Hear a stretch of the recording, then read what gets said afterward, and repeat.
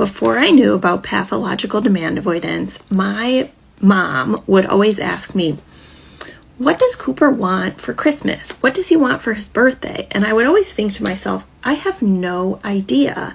And the reason was because anytime I would present him with a toy or he would get a present, he would rip it open, be excited about actually opening it, and then completely discard the toy.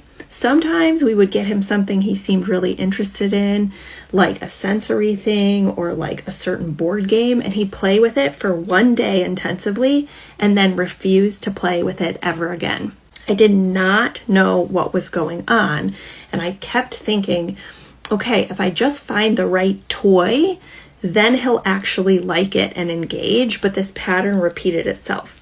I didn't know he was pathologically demand avoidant, and I didn't understand that novelty was actually something that regulated his nervous system, but when it wore off, he would lose interest.